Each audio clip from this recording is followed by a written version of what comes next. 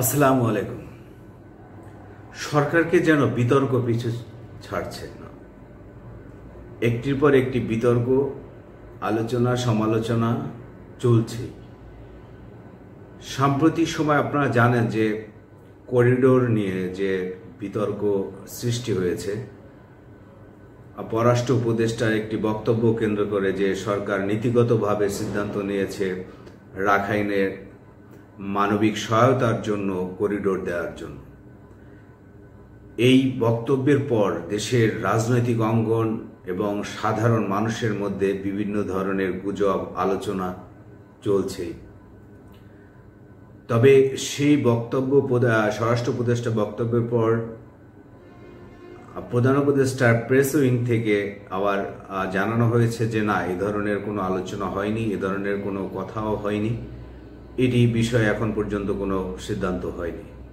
কিন্তু তারপরে কিন্তু সমালোচনা থেমে নেই। আপনারা জানেন যে করিডোরের বিষয়ে ইতিমধ্যে বিএনপির অ্যাক্টিং যে চেয়ারম্যান তারেক রহমান সাহেব তিনি বক্তব্য দিয়েছেন। তিনি বলেছেন যে করিডোর দেওয়া হবে কি হবে না সেটি সিদ্ধান্ত নিবে দেশের জনগণ এবং নির্বাচিত সংসদ এবং নির্বাচিত সরকার আলোচনার মাধ্যমে। অপরদিকে আমরা দেখলাম যে অন্যান্য যে রাজনৈতিক দলগুলো রয়েছে, জামায়াত ইসলাম সহ বাম দলগুলো এই করিডোরের বিষয়টিতে যথেষ্ট আপত্তি জানিয়েছে। এছাড়া আমরা দেখলাম যে সুশীল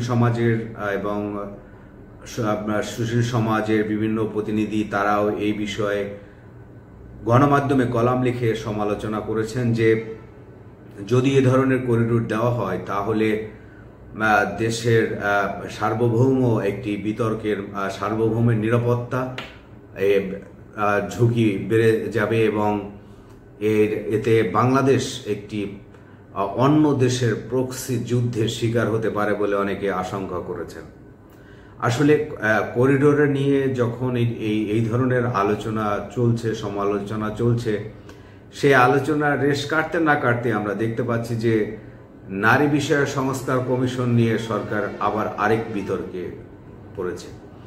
নারী বিষয়ক সংস্কার কমিশনরা একটি প্রস্তাবনা দিয়েছিল। আপনারা জানেন যে গত সপ্তাহে যে দেশের যৌনকর্মীদেরকে তারা শ্রমিক হিসেবে স্বীকৃতি দিয়ে তাদের প্রতিবেদন জমা দিয়েছেন প্রধান উপদেষ্টার কাছে, এবং এই প্রতিবেদন প্রকাশ্যে আসার পর বাংলাদেশ হেফাজত ইসলাম এবং বাংলাদেশের আলেম সমাজ, ধর্মভীরু মুসলমান এবং সাধারণ মানুষ এটি নিয়ে ব্যাপক প্রতিক্রিয়া দেখিয়েছেন।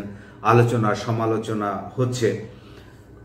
আজকের শনিবার রাজধানীর সোহরাওয়ার্দী উদ্যানে হেফাজত ইসলাম বাংলাদেশ বিশাল একটি সমাবেশ করেছে। সেই সমাবেশেও তারা এই প্রতিবেদন এবং নারী সংস্কার কমিশনের যে একটি বক্তব্য দিয়েছেন এবং তারা আলটিমেটাম দিয়েছে সরকারকে যে এই ধরনের কার্যক্রম যাতে প্রস্তাব আকারে আসলেও যেন এটা বাস্তবায়ন না হয় এবং অবিলম্বে এই নারী সংস্কার কমিশন এবং তাদের এই প্রতিবেদন বাতিল করার জন্য তারা দাবি জানিয়েছেন।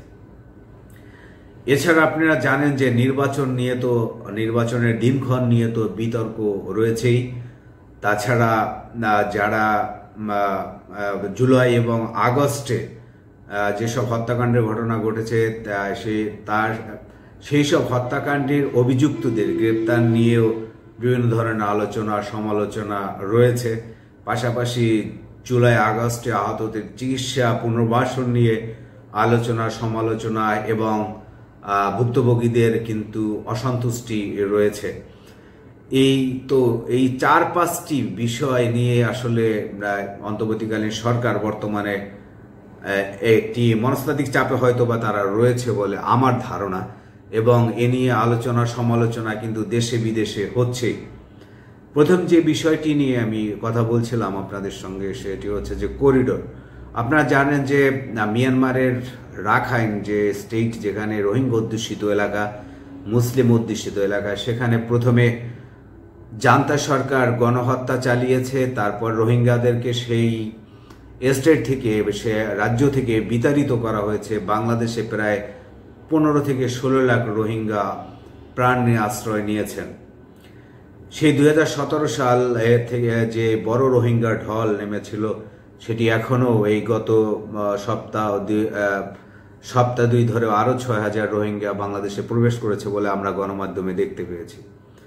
তো জাতিসংঘের মহাসচিব গত মাসে যখন বাংলাদেশ সফরে এসেছিলেন, রোহিঙ্গা ওই ক্যাম্পে গিয়েছিলেন, তিনি তখন আসলে সম্ভবত গণমাধ্যমের খবরে যতটুকু আমরা জানতে পেরেছি বা সরকারের ভিতরকার যে খবর আমরা জানতে পেরেছি, সেখানে মহাসচিব আসলে রাখাইনে একটি মানবিক করিডোরের কথা প্রস্তাব দিয়েছিলেন। তো সেই প্রস্তাবটি বিষয় আমাদের পররাষ্ট্র উপদেষ্টা মহোদয় তিনি গত 2 সপ্তাহ আগে তিনি এটি নিয়ে একটি গণমাধ্যমে কথা বলছিলেন যে নীতিগতভাবে তারা সিদ্ধান্ত নিয়েছে রাখাইনে করিডোর দেওয়ার বিষয়। আমরা দেখতে পেলাম এরপরেই বিএনপি সহ রাজনৈতিক দল এবং নিরাপত্তা বিশ্লেষক সুশীল সমাজ এই বিষয়টিতে তীব্র প্রতিক্রিয়া জানিয়েছেন এবং তারা বলছেন যে রাখাইন একটি যুদ্ধবিগ্রহ স্টেট এবং সেখানে বিদ্রোহী গোষ্ঠী সহ বিভিন্ন জনবিচ্ছিন্ন বিদ্রোহী গোষ্ঠী রয়েছে যারা মানুষ হত্যা সহ বিভিন্ন ধরনের অপরাধের সঙ্গে জড়িত। তাদেরকে এরকমের করিডোর দেওয়া হলে বা এখানে যদি তৃতীয় বা চতুর্থ কোনো রাষ্ট্রের সৈন্য মোতায়েন করা হয় বা সেখানে যদি থাকে, তাহলে বাংলাদেশের যে সার্বভৌমত্ব যে হুমকির মুখে পড়বে এবং এটিতে দেখা যাচ্ছে যে বিশ্বের অন্যান্য দেশগুলো এই ভূখণ্ডে নাক গলানোর সুযোগ পাবে এবং এতে পার্শ্ববর্তী ভারত এবং চীনের সাথে বাংলাদেশের সম্পর্কের একটি বৈরিতা হতে পারে বলে তাদের ধারণা। কারণ তারা এই জিনিসটাকে ভালোভাবে নেবে না, কারণ চীন এবং ভারতের ইনভেস্টমেন্ট রয়েছে রাখাইনে কেন্দ্রিক, সমুদ্র বন্দর কেন্দ্রিক। তো সেই জায়গাটিতে আসলে দেখা যাবে যে বাংলাদেশকে নিয়ে বিভিন্ন ধরনের নাড়াচাড়া বিভিন্ন বড় দেশগুলো করার চেষ্টা করবে। তো এটি নিয়ে আমরা দেখতে পাচ্ছি যে আজকেরও অনেকে কথা বলছেন যে করিডোরের বিষয়, এবং সরকার এ বিষয়ে আসলে যে নমনীয় হয়েছে যে 22 সিদ্ধান্ত থেকে হয়তো বা তারা সরে এসেছে। কারণ আমরা দেখেছি যে পররাষ্ট্র উপদেষ্টার বক্তব্যের পরেই মাননীয় প্রেস উইংয়ের যিনি রয়েছেন শফিকুল আলম, তিনি বক্তব্য দিয়েছেন এবং তিনি বলেছেন যে না, এই ধরনের কোনো সিদ্ধান্ত আসলে এখনো হয়নি। তো এই বিতর্ক তো রয়েছেই। এর মধ্যে আপনারা জানেন যে গত সপ্তাহে নারী সংস্কার বিষয়ক কমিশন একটি প্রতিবেদন দিয়েছেন যে তারা দাবি করেছেন যে বা তারা প্রস্তাব দিয়েছেন যে দেশের যৌনকর্মী এবং দেশের গৃহকর্মীদের শ্রমিক হিসেবে স্বীকৃতি দিয়ে তা একটি আইন করা এবং তারা যাতে শ্রমের ঠিকঠাক মজুরি পায় সেই স্বীকৃতির দাবি তারা জানিয়েছেন। তো এই বিষয়টি নিয়েও আমরা দেখলাম যে তীব্র সমালোচনা হচ্ছে এবং হেফাজত ইসলাম বাংলাদেশ সহ দেশের আলেম সমাজ, ইমাম সমাজ সহ মাদ্রাসা শিক্ষক, শিক্ষার্থীরা তীব্র প্রতিক্রিয়া দেখাচ্ছেন। তো এটি নিয়েও একটি বিতর্ক চলছে।